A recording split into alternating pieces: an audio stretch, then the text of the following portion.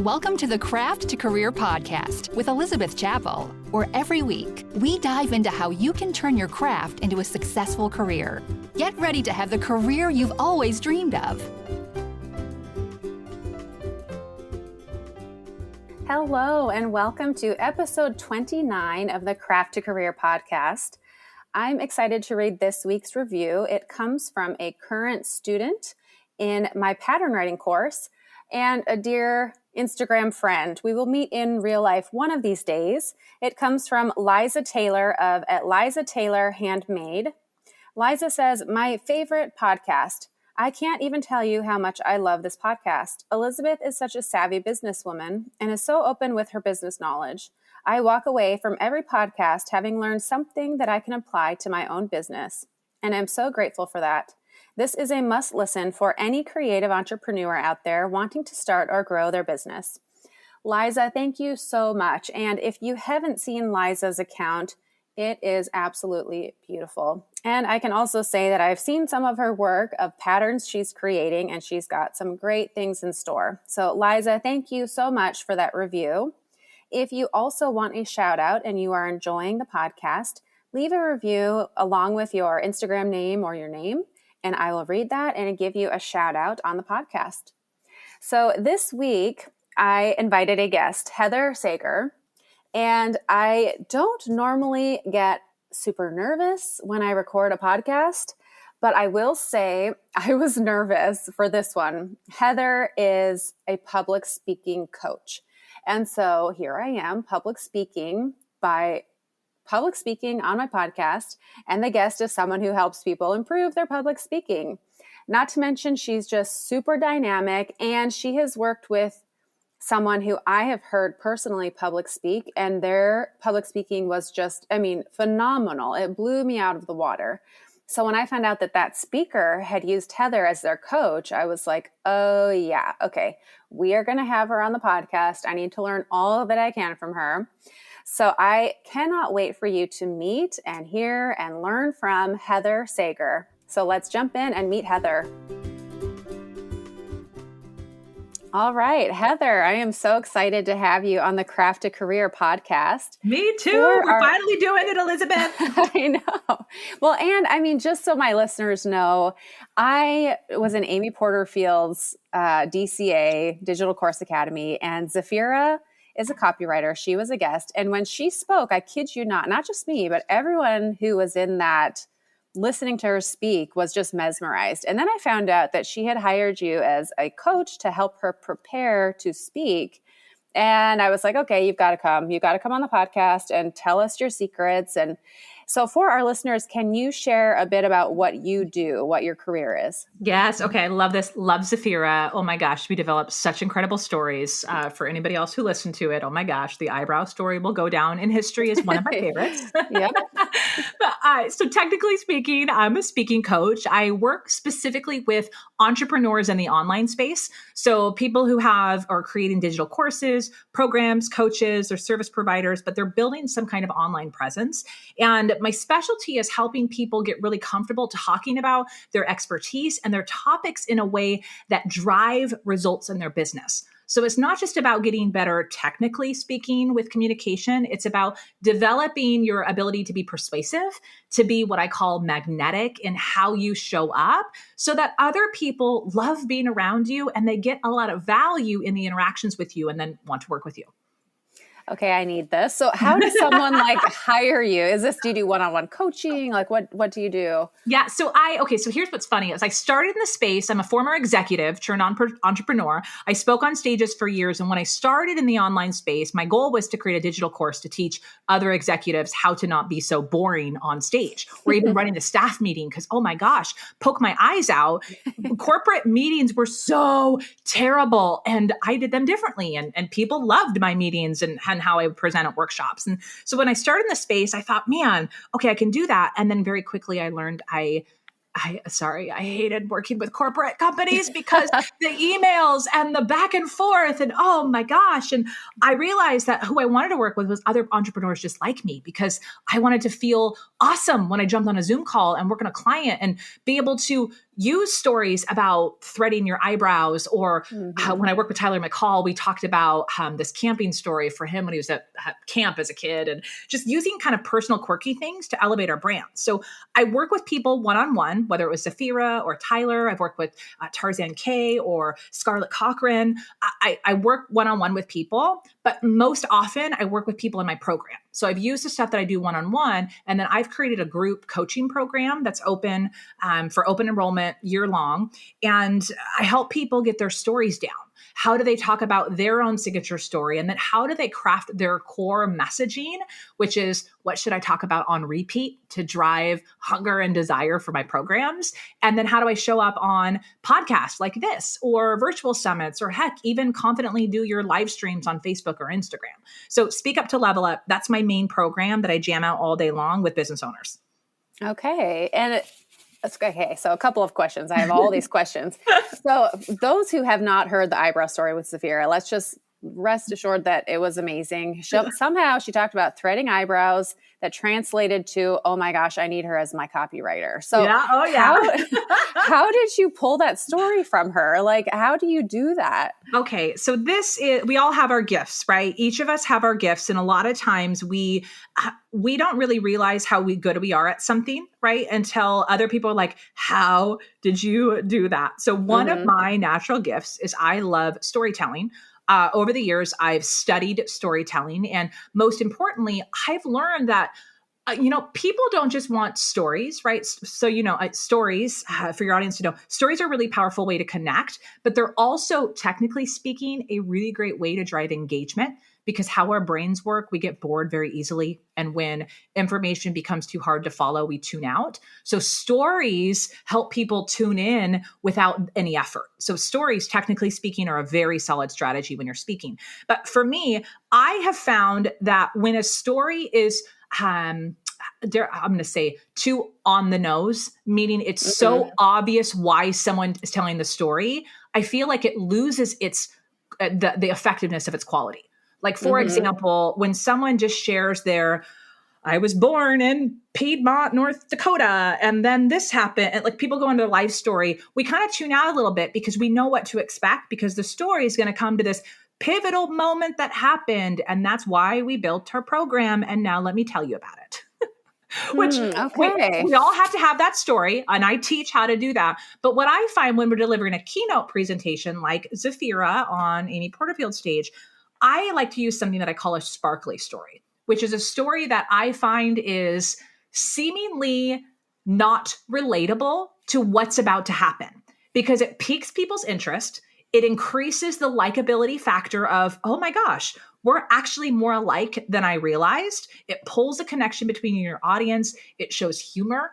It shows connectedness and relatability. You can infuse so many pieces of your personality, which, for anyone to know, Zafira teaches how to bring more personality to your copy. So it was important for us to show her personality right out of the gate. So what it all starts with is, what's the point? So what's the point of your talk? And then what we do is we find a story that can roundabout make that point, and then make the story really powerful to connect the dots. Okay. And in the group coaching, in this group that you offer, do you like highlight, is there one person that gets to sit in the hot seat, or how is it beneficial on a group setting? I love that we're geeking out and going down this path. Like, but how do we do this? Yeah. So I've learned, for me in my program, I didn't want just a digital course where I have all the templates and the swipes. We do something where I teach people how to create their own story vault, so that they always have a list of stories they can pull from, and they're never thinking like, oh, my life is boring, or I don't know how to tell a story that actually has a payoff for the audience. So we teach all that, but a big part of it is we do live sessions every month. We actually go live 3 times in a Zoom room, 2 of which are what we call office hours, where people bring their questions, they bring their content, they bring their stories, and we work through them and make them better. So we actually dig into their content, help people get over their roadblocks. It might be developing their content, or it might be they're trying to get on more stages, so they're struggling with pitching.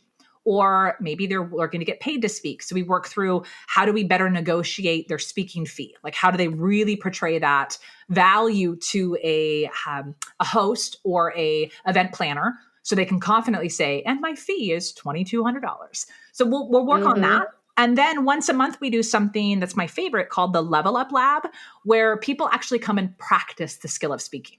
So they'll actually bring their stories, or we will do, like you and I are doing an interview right now. I mock interview people inside my program where they show up, they interview each other and practice being on podcasts, practice telling those stories. But the idea of speaking, we think we can get better just by imagining what we're going to say. That doesn't work. You actually have to practice. So we give them the space every single month to do so.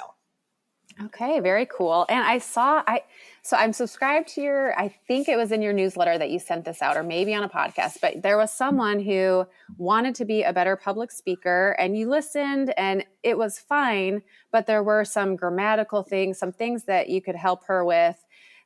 Can everyone improve? Like, is this something everyone needs?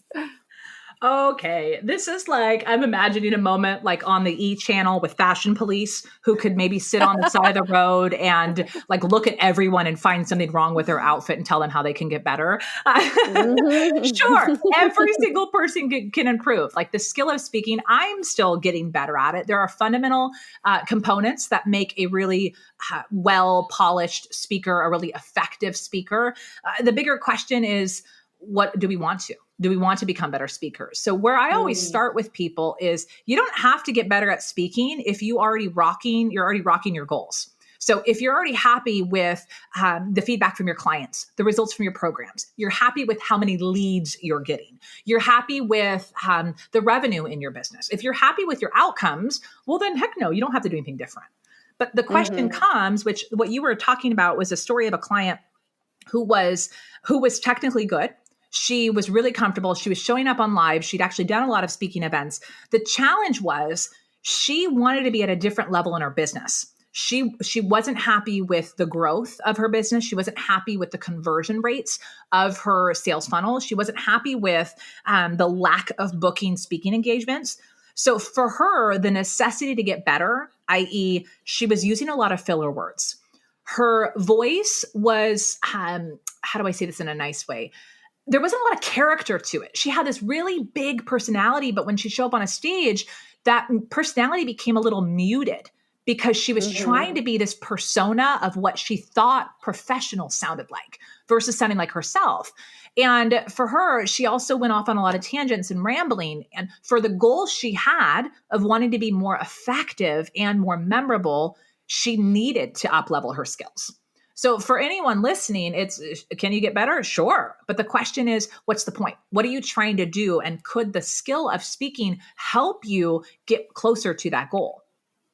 Interesting. Okay. So my audience, we're quilters, and I foresee a lot of my students saying, I don't really see myself speaking in public. I write quilt patterns and I sell them. So would this be beneficial? I mean, in what areas does this help people who don't traditionally see themselves as public speakers? Yes. Okay. So this is something that we talk about all the time. And I actually laugh because most people, when they hear speaking coach, they think, oh, you work with speakers. And I laugh and say, no, I actually don't work with speakers at all. Like if you want a speaking coach for professional speakers, it's not me. I'm not a professional speaker. I don't speak in the speaking circuit. I didn't choose to do that because what I found is as entrepreneurs, we forget that we talk to people every single day. And even if we're not speaking on those giant event stages or arenas or conferences or on quote unquote traditional public speaking avenues, I like to look at it as a stage is simply a platform to share a message. So the question is, what stages are you showing up in right now? So if you sell digital products online, do you show up on social media? Are you talking on lives? Do you do videos to sell your stuff? Do you do sales calls? I don't know what's true specifically for those listening, but you have to start saying how and where do I already talk to people specifically about my business?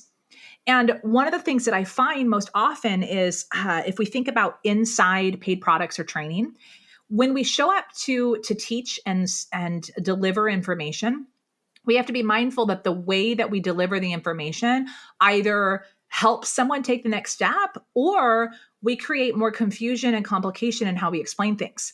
So we have to think about, is the way that we're articulating our expertise? Is it one, clear and organized, but two, is it compelling? Is it just that we're delivering information, or are we helping people feel excited, feel that they can do this, feel that confidence that they can stick with it even when things become challenging? Communication isn't just on a stage. It's you're creating confidence for your end user in your voice, in how you explain things, in the entertainment factor. If you choose to use stories, you really can help people be more successful with your products if you can become a more effective and persuasive communicator. Agreed. And for those who are listening to this, I would venture to say that if you're not showing up with your voice, that you should be. It's a really great way to connect with your audience, whether it's through stories or whatever that might be. But it's just such a great way to connect and add value.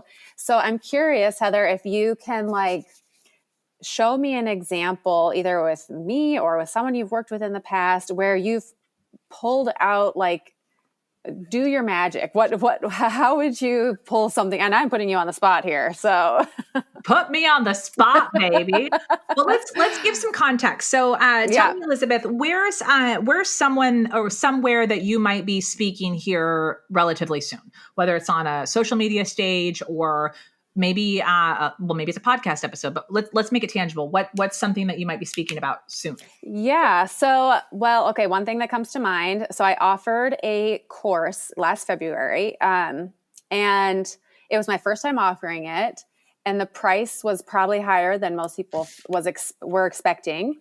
And I knew the value was above what people were getting, but people weren't buying it as quickly as I thought. And I asked people who knew me, what do you think the hiccup might be? And they said, well, the cost. And I was like, oh my gosh, okay, I need to help people understand the value of what they're getting from this. And I did a bit. I mean, when I started, and it felt salesy, but you have to kind of put yourself out there and let people know. So anyways, tips, I guess, on how to sell a product and add value through what you're saying. Let me give you an example of this that I used to use. So my background before starting my business, I was an executive at a management firm in the medical space. And specifically, I worked with hearing care doctors. Hearing care doctors, they help people with their ears, they're audiologists, and they go to school as doctors to help people hear. And then they get out in the world and realize that a big part of their job is selling hearing aids, because hearing aids aren't covered by insurance. I tell all this to you because what happens is I had to help audiologists learn how to sell, which felt very uncomfortable. And one of the main mantras and things that I taught all the time was when you tell someone the reason for why something costs money after you after you have touched their ears in this scenario. So let's say you give them the hearing test and then you tell them all the details of it. There's this perception that they're being sold to. So it's like, right here, let me do the quote unquote test. And now let me tell you all the reasons why you need to spend $8,000 on hearing aids, which, by the way, for anyone listening, I have a hearing loss. I wear hearing aids. I'm very in tune with all those things. I bring this up because there's a distinct difference, right? If I go in and get a hearing test, let's pretend I didn't wear hearing aids, but I needed them. If I go in and get a hearing test and somebody tells me, yeah, you have a hearing loss, and then tries to justify why I should spend $8,000 for these hearing aids, I'm instantly going to feel like on the defense and trying to rationalize, but do I actually need that? Is it really worth that? Yeah, I'm hearing, but I can kind of follow people. I'm getting by just fine. All of the excuses and rationalizations start happening where now we're having to validate the price. But one simple tip transformed things for these audiologists. And that's when you talk to people about the value and you educate them before you ever touch their ears, it's now education. It's not being sold to. It's a different perception on the other end. So what we taught was, how do we actually have the conversations and educate people around the difference between hearing and understanding, around how mumbling and seeing that other people are mumbling is actually a hearing loss, and talking about life situations that are actually happening and the impacts of those before we ever applied the hearing test. And what that did was, when we've then got to the point where we validated their hearing loss with a hearing test and then presented them the offer, $8,000 felt like an easy yes, because I wanted to be able to hear my husband. I wanted to be able to hear my kids. I wanted to be able to communicate in those different environments. I share this with you is because what I see a lot of times happen with course creators or digital product creators is they wait until the moment where they open the cart or they have the big buy this now. And then they try to, it's going to sound bad, but backpedal and justify the price. But if we're doing that, it means that we are now trying to convince our audience that our offer is valuable to them, even if we're using language that resonates.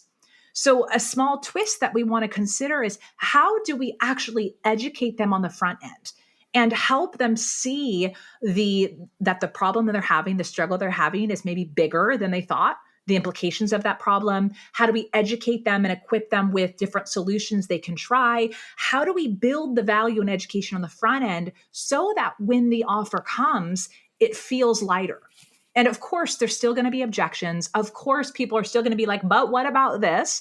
But often what happens is instead of you introducing rationale for the first time, you actually go back to education you've already taught to show them how the two things connect. Okay. So would this look like throughout the year, sharing testimonials or sharing, here's what's happening right now with the students in the course, look at what the difference it's made, kind of just showing how this helps people before the cart opens? Is that... Yeah, this is the whole point. This is where like free content and education is really important, right? And you can do that in a variety of ways. It can be year round. Like for you, you're doing great things on your podcast. You're educating all the time. You can be doing it in your newsletter or posting blogs or articles and really ensuring that the information directly before that offer period, many people call that a runway. You want to really make sure that the sequence of that content really paints a picture for that person to develop that desire for your product or offer. So what I always say is if you have top objections to your product or your course or your service, ask yourself, what are the true objections, right? So if somebody says that's too much money or it's way too expensive, price is typically not the actual objection. It's that people don't see the value in it, as you've already identified with that scenario that you brought up earlier. Is how do I communicate the value of that? Because we all know we've bought things that we probably should have not have bought in the past. We'll find a way to pay for it if we really want something.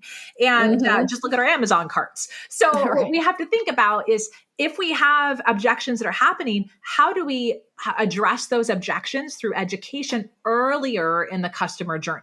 Now, for some, if you have quite frankly, a more expensive product, you're going to need more time for that education. But if you're selling a $27 product, well, that education might just be on part of your checkout page. So it depends on the product, but we have to start shifting from validating the price to educating the value of something before we even introduce the offer. Okay. And then for my listeners who sell a quilt pattern or a fabric bundle, does the education process still apply? Or how does that work for a product, a standalone product like that? I don't work as much with people with product style businesses, right? So I'll kind of give my opinion here. Don't take it as gospel. But the idea is we're always educating. We're always selling, right? So even buying a $9 product or a $30 product, there's still some element where somebody's saying, ooh, is this worth it? So we just want to ensure that the language around it really speaks to the problems and desires that our actual client wants. For me, I grew up with a quilter. My mom was a quilter. She was also a seamstress. That was her side business that she had on our dining room table when I was a kid. And even though she did a lot of the stuff she did for free, but she also sold things. She had local clientele that would come over and she would do alterations for them. For her, there was value in that, right? And if I think about if she were still here, I lost her many years ago. But if she were still here today and she was doing something online, she would be building relationships with people online, right? She might not be doing alterations for people because it's a very special thing. But if she was selling patterns or she was selling even quilts online, she would have to cultivate a relationship with people who would become her buyers. So if you think about this, for people to know about your quilting store or to know about your products, they're probably not just randomly stumbling upon it. They might be stumbling upon a blog post or maybe an article you did or a pin on Pinterest. Everything that you do, every little thing that you put out, you're speaking to your customer, and there is value in that. a lot of those value points could address objections. They could address exciting desires that your people have. So yeah, I think it still applies, but the journey in which somebody needs to follow the value conversation is much, much shorter when it's a smaller product. Yeah. Okay. And I have got to ask, because I did listen to one of your podcasts where you talked about your mom and very conservative home growing up. And I guess she did like some sewing for like a Chippendale. Oh my gosh, this is my favorite story. So my mom's seamstress, right? So I was raised in a pretty religious household. And I remember, I think it was my 14th birthday. This is the scenario I played in my head. It was like 14 or 16. I was pretty young. I came home early. We had early release and my mom had a client that she was trying to hide. And it was a very attractive man. And he had his shirt off in our dining room. Because again, her seamstress office was our dining room. And she was like, go to your room right now. And I'm like, what? And this man, he had on like it was bare chested fireman outfit, like a legit fireman, whatever outfit. And she was, taking the seams out of the sides and replacing them with Velcro so that he could pull it off very easily. Still to this day, I laugh so hard. It's one of my favorite memories. I'm sure she's looking down and being like, that's what you're telling people? That will go in a chapter in my book one day. So how did she meet that client? Like, how did they find her? I have no idea. Again, these are the stories I wish I could ask her. I just laugh about those things. And again, I remember it as a kid, right? There's probably some weird story behind that. And I'm probably remembering pieces of it, but I just laugh. That's one of my favorite stories. I loved it. Yes, absolutely. So then kind of looking at your business a little differently, as a business owner, as people who are like, well, how did you grow your business? I'm curious how you've grown your business, because you've started in the corporate world and shifted. So let's hear this adventure. I think the trial and error, right, of being willing to try things and failing a lot. I love failing. I don't love the feeling of failing, but I love the growth in failing. And what I mean by that, I've gotten really comfortable of studying different ways to do things. So I've heavily invested in my education online, knowing that the online space for me was new. I didn't know about email marketing, so I needed to buy a course to study it. I didn't know about how to put together a digital funnel or what evergreen meant, which means essentially you have products up online to buy all the time. I didn't know about those things. And I also knew that I could either figure it out on my own or I could just buy a course to learn how to do it. So I heavily invested very early, and I was very fortunate that I had an incredible, cushy executive job, and I bought a lot of my education while I was still employed, knowing that I had money then with my salary coming in. So I front loaded my education, knowing that I would need it eventually. And when I started, I also knew that I needed to prioritize profit and revenue out of the gate. Mm-hmm. So this is a little bit of a side tangent here, but I think it's important for business owners, especially women, to hear. I have realized that I approach building my business a little differently than others in the online space, where I knew right out of the gate, my very first month, I needed to replace my salary in my job. Mm-hmm. For me, it was just a non-negotiable. So I developed different revenue pathways to make that happen. So I knew I wanted to do digital programs eventually, but I also knew that month one, that wasn't going to happen to have that kind of revenue. So I did speaking. I did one-on-one clients. I did consulting. I did some random things. I shot a commercial in Tennessee for an old client who wanted a face for their business. I did random things, seemingly random, right, to keep the lights on and to get funded and develop profit, and slowly started building up my audience. So for me, that was what was most important, was the how do we make money in a way that's aligned with what I do, but also I'm not so specific on only making money a certain way. So that was one thing. But the thing that really helped my business grow was twofold. It was one, starting my podcast and showing up. And it wasn't that my podcast is so huge and amazing and attracts all these people. It was more about my podcast gave me a platform to show up every single week. And it gave a place for people to show up and listen to me and my message, and me to start adding that value chain to them every single week. So I think there's this big mistake we think as entrepreneurs, that we're going to get our messaging right out of the gate, or we have to get it perfect. And I want you to think about that speaking, what you talk about, your stories, it is an evolution. And one of the most important things I work on with my members in my program is we focus on the now, not forever. It's for now, not forever. Meaning, I just want you to get a story out now. I just want you to get some language out now, some ideas out now, get your content out now. It doesn't mean that that's going to be your thing that you talk about forever. It doesn't mean that's going to be perfect, but you just have to get it out to see how it resonates. And then you can keep doing it over and over. So showing up on my podcast was the first. That was my establishment of I'm a voice in the industry and I'm going to act like I'm a big deal, even though I'm not. Like, I'm just going to show up and do it. And then for me, and this is what I teach, guest speaking on other people's stages and podcasts have been the accelerator for my business. Not because they are a huge, like, all of a sudden my list is thousands upon thousands.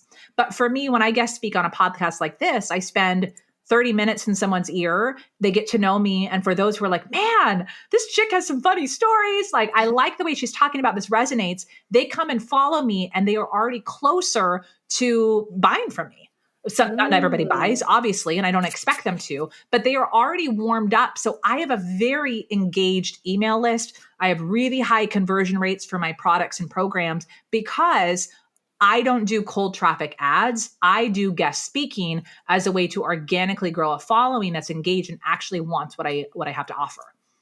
So you don't do paid ads at all? I've played with them in the past and I will do them in the future, but no, I don't do paid traffic.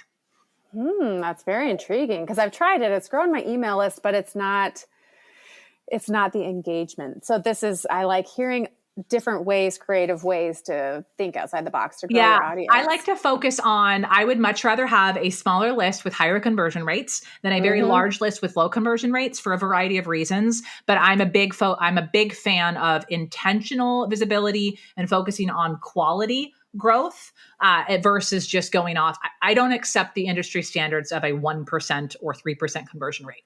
For me, I'm like, I could spend a lot of money and effort trying to grow my list, or I can spend my money or my effort closing sales and helping people. So I choose to spend. I love that. And I just think it's a long-term game. Like, you're thinking of this in a long-term, not just a quick growth, but if you really foster those friendships and, I just feel like that's more my route. It's not the route for everyone, but yeah, it's relationship-based marketing. It's relationship-based marketing is finest because when you do something like this, right, guest speaking in someone's group or on a podcast, not only do you have an opportunity to help people, right? Like, everything that I say today isn't going to resonate with every person listening. And I don't expect everyone to go, oh, everything she said was for me. No, the goal is there should be one or two things that you take from this episode where you're like, wow, I hadn't thought about that before. And you carry that with you, right? So there's the benefits in that. And those who are like, oh man, I want to learn how to do a little bit more of this. I want to get more articulate. I want to do guest speaking. I want to grow my audience. Well, then they'll choose to stick around and follow me elsewhere. But the benefit also happens that now, Elizabeth, you and I are connected.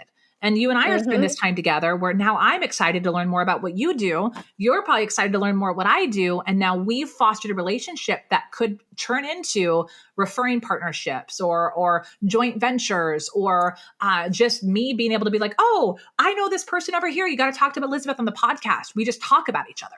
There's this really beautiful relationship that happens beyond just the quote unquote list building aspect. Yeah, which I'm digging that, which reminds me, okay, so you touched on this and I want to dig on this.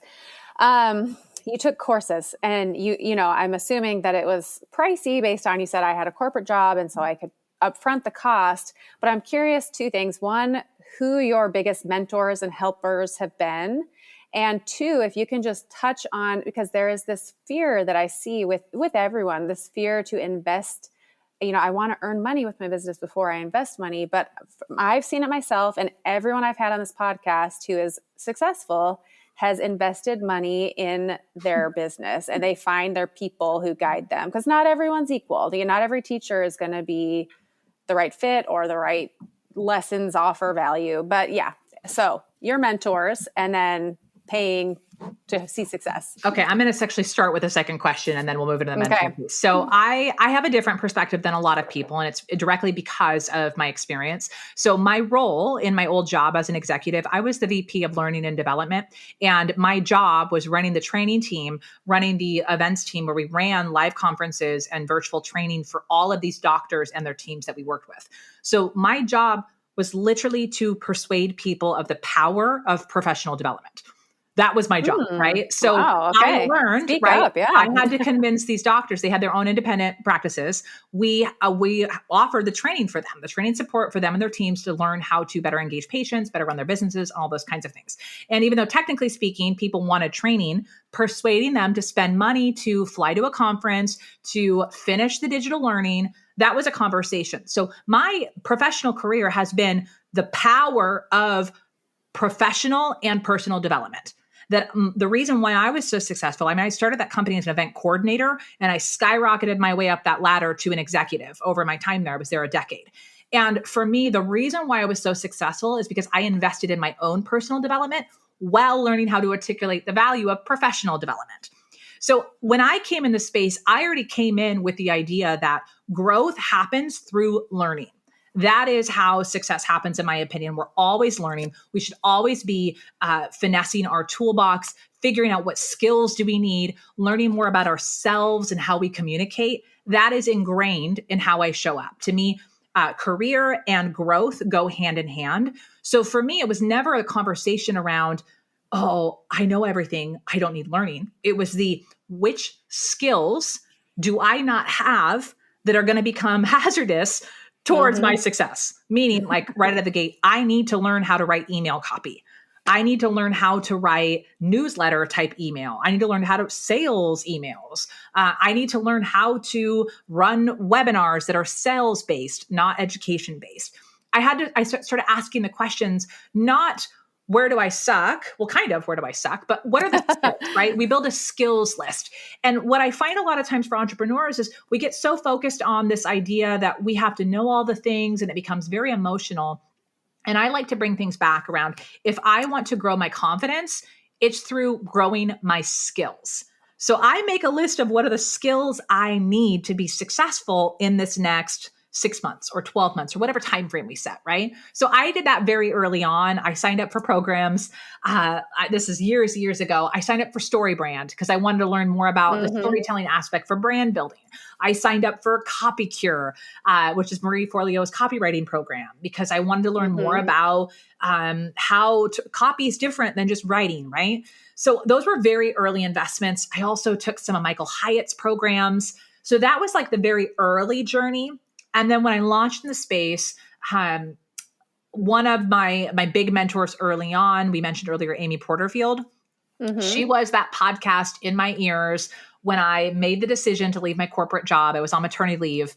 Every day, my little newborn baby number 2, he and I would go walk around the neighborhood, and Amy Porterfield was in my earbuds, or for me, hearing aids, and she was with me, right? She was that big sis mentor cheering me on that I can do it, that got me thinking about all those things, helping me start identifying what skills I needed. So she was the first. And then a big one for me, I'll mention, is Tarzan Kay. She's also a copywriter, super spunky. She was the first big program I invested in. I did both her group coaching program of her email stars back when she used to run it, and I was in her mastermind. So I did both of those within my first year full-time in business, and they were really powerful for me. Okay, Mastermind. And I have listened to your podcast on Mastermind because... Yes, with Jen was on and we talked about that. So I do free masterminds I participated in. I do paid masterminds. I'm in Brendan Burchard's marketing mastermind right now. It's so fun. I'm in there with like another 100 business owners. I'm constantly investing in my personal development and my business development. That is definitely one of my priorities. So how does one get into Brendan Burchard's? Is that how, like, that would be highly, I would love that, but it seems like everyone would love that. Well, so I am a certified high performance coach through the High Performance Institute. And so there was an offer extended for those, but just to be clear, he's got different levels of mastermind. So his like super inner circle one, I am not in that, but it's on my dream board.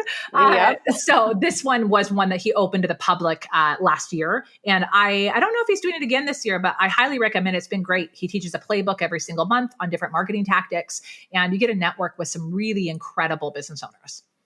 Okay, I shall be. Are you going to be offering any kind of mastermind? Do you offer? Good question. Yes, I totally am. This has been on my list since I started. I ran a mastermind 3 years ago, but it was just kind of a test drive thing. And it's been on my goal list. And so that's coming in 2022. We're still working out the details for it, but running a mastermind that's not just about speaking, but it's about becoming the kind of business owner that you love, so that you feel so confident when you show up in life and business that it pulls the kind of people that you want to in. So we'll be talking about life. We'll talk about habits. We'll talk about selling and money. We'll be covering a lot of those things, but I'm excited to share more on that in 2022. You put me on the wait list. Please Perfect. tell me what do you need to be a part of the class? What we'll chat later. Anyways, put me on the list. We'll chat. So one thing that I really love that you asked, and you're probably like, I don't know if I'd word it that way, but I'm glad you did. You asked, where do I suck? So when you said that, because I have all these courses and things that I am like, well, I could really benefit from this and this and this and this. But if I step back and ask, where am I really sucking right now? Like, what could I use the most? It became very clear just in that moment.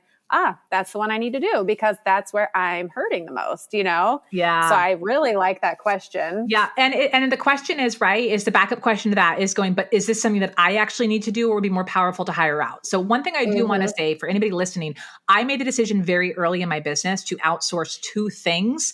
And it was probably, technically speaking, before I was quote unquote ready, but I knew I had to get on my plate. So I do not edit my podcast. I've had a podcast editor from day one. Number 2, I hired a virtual assistant. She's now with me full time. She's been with me now we're celebrating her 2-year anniversary this week. So for me, I have an assistant, and she does so much for me behind the scenes. So there are things that, sure, I could have gotten the course or the skill, but I made the intentional decision that wasn't the best use of my time and energy, because I come back to profitability over popularity. I choose to make sure that most of my time is spent to learning growth on skills that are going to help me show up and add more value to my audience and be able to drive a profit for my business. So does your virtual assistant help with your email? That's my Achilles heel. Yeah, she does. Now I write all my emails. So for me, my voice is a really powerful thing. I'll use the caveat. I've hired copywriters to help with launch copy for sure. And, but for my weekly emails and such, I write them all, but she does all the scheduling for them. She'll actually create templates and set them up for me. So I don't touch my email software at all. In fact, there's been a few times that I've had to do it and then I screw it up, and she's like, please get out of there. Don't touch it. So she does that. But I will tell you that I've trained her on everything, right? She didn't know anything about the online space. So I've trained her how to do these things. I've trained her how to use the systems. And one of the things she does for me now is she actually creates 95% of all of my podcast show notes, blog posts, and transcripts. I show up and record. She takes it from there. She takes it to the 95% mark, and then I review it, tweak it, and we post it. So the power of delegating, but I will tell you, it's the power of training someone and then trusting them to run with it and giving them really good feedback. That to me has been the biggest game changer for my business. Okay. And out of curiosity, what email platform do you use? Is it Convert? No, not ConvertKit. Is that what it is? I use ConvertKit, but it's because very, very, very early before I was in full-time business, they had a Black Friday sale and somebody I'd followed recommended it. So I bought it, and I still am grandfathered into the Black Friday rate, but everything else I use Kajabi. And if I were to do it again for my business size now, I would just put everything on Kajabi, but I use ConvertKit technically for email. Okay. And one thing I just have to say before we wrap it up here, I love that you are comfortable speaking well of yourself, especially as females. I feel like we get really uncomfortable with tooting our own horns. I don't see that a lot with men, and call me sexist, whatever, but I love that you said I skyrocketed up the ladder, and you're confident saying that. And I love it. Where does this come from? This confidence? Is that a learned thing? It's a learned thing. It's for sure. I was a really shy kid, right? I'm the youngest of 6 kids. My entire life, I've been kind of, says the youngest, right? I was both babied, but also had to grow up pretty quickly, especially watching my mom fight with cancer as a kid. I think kind of looking back to things, I had to grow up really early. And I also had to know very early that it was up to me and only me to make money and to carve my path. I mean, for me, I went to college, not because my parents said to go to college. We were from a very blue collar family. People didn't go to college in my house. So I made the choice to go to college because I had this picture of what I wanted my life to be. And so coming back to all of it, there's two words that come to mind. It's confidence, but there's also humility, right? Where somebody who is super confident, but they have no humility, they're not actually confident, they're just cocky. And when you're so confident and you're not aware of how you come across to other people or how it actually helps other people, that's just cockiness and that's a turnoff. But when you have a deep-rooted sense of humility of where you came from, how quite privileged or lucky you are to be in your position, how hard you've worked, and you know that it takes a lot of hard work to get somewhere. When you have that reverence and appreciation for the hard work that goes with it, you can show up with more confidence knowing that it's not necessarily a fluke, like you've earned your right to be there. And I think the more that you own that you're awesome and that you have great success and that you have worked your tail off and be aware of the gifts and, the game Chutes and Ladders. I talk about like in life, there's a version of that, right? You're going to fall down the chutes and be like, oh crap, but stand back up and you're going to climb the ladder. And sometimes you're going to get gifted an elevator or an escalator. It's not in that game, but let's go with the analogy. I just understanding all those things together. What I've learned in my career and in my life, that when I show up more confident, it gives other people confidence. Because in every experience I've been in, people are looking for someone to tell them that things are going to be okay. They're looking for someone to tell them where the bathroom is at an event. They're looking for someone to tell them when's the next break. That's for me in my corporate event background. People are looking for someone to lead them. We're all hungry for a leader or a mentor. And when I learned that I could be that and I naturally stepped into that and people looked at me, I started saying, I have to own that. Because if I start questioning myself or if I start looking for directions from someone else, I'm going to let these people down. So for me, that confidence comes from the idea that I am a natural leader, but not because I want to be the center of attention, but because I have been gifted the experiences in life, the hardships in life that have allowed me to relate with people and have allowed me to help other people find resiliency and hope, or I don't know, whatever it is in their life. So I've just really settled in that role. And one of the things that's really important to me is being an example of what's possible. And I have to show that to my students. So when I hear a student show up and crapping on themselves for their terrible life or how they got their story wrong, I have to instantly shut it down and say, let's talk about the good stuff. Because if we're crapping on our own experiences, if we're the first ones to give the bad advice, that's not going to help us grow. We have to focus on our strengths first and then correct for the skills needed, but not make it a whole emotional thing. That was way more than you bargained for, but that's what came to mind for me. Well, I love it. And I think you mentioned Donald Miller, that you studied his story brand. Is that right? Yeah, I went through his program back, what was that, 2017, I think? I didn't even know he's been around that long. I feel like I'm just learning, but he talks about the hero's journey and us as the business owner, we're the guide. And if you think of like Yoda or Dumbledore, if they show these cracks of like, what should we do? It's all of a sudden like, wait a minute, you're my guide. You're supposed to be the one guiding me. So does that ever give you pressure to like be perfect? Or I don't know. It used to. It used to, but here's what I've learned about it. And in fact, I was just talking to my students about this the other day. When you put this pressure on yourself to be perfect because we don't want to let other people down, it actually, it works to your disadvantage. Here's what happens when you try to be perfect and realize that you can't be perfect all the time, right? You're going to have bad days. You're going to question yourself. Things are going to get really hard. If you can let go of that for a moment, say, I can stand strong and still have insecurities. I can still have the imposter syndrome. I can still have my issues. And I can talk about them with my people so they don't think that the goal is to eliminate all those thoughts. I don't ever want my students or anyone listening thinking like, oh, one day it's all going to be perfect. And when I reach that spot on my goal list, everything is going to feel fine. That's actually not true. There's still insecurities. There's still imposter syndrome. There's still struggles. There's still, just last week, I was voxing with some of my friends in the online space around how my poor toddler is having these wild, crazy tantrums. And it's so hard to go like, I'm on stage, on the virtual stuff. And then I'm home and he's screaming like oh my gosh, like it just won't stop. That's still real, right? It doesn't matter how I grow my business. Sometimes things are just going to happen. And coming out to it with my students, when I share the realness of the vulnerability, not like, woe is me, here's my drama, but going a peek into my life that there are still struggles, even when you are rocking it, even when you're comfortable, even when you're getting the results, like it still happens. It normalizes it. And it's almost like this, it's okay for me to feel that too. And that for me, like one of the things that I've always heard from people either on my teams or people that follow me online or in my old world, they tell me how you actually walk the talk. And what they mean by that and that compliment is I'm willing to show them that I'm imperfect. And that has become part of my brand. And it's in that imperfection, I can equally hold space for my expert status and really knowing that I'm good at what I do, but I'm not so above the idea of thinking that I'm perfect or trying to mask it. I can show them the imperfections and create space for them to do the same.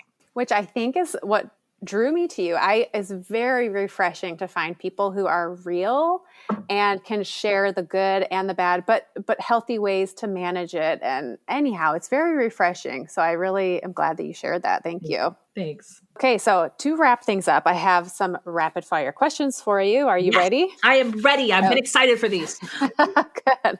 All right. Are you an introvert or extrovert? Right on the line in the middle. I lean more towards introvert. No way. I was like, she's for sure extrovert. I am not. I'm actually exhausted. Today's all video day, and tonight I'm in a crash. I feel you.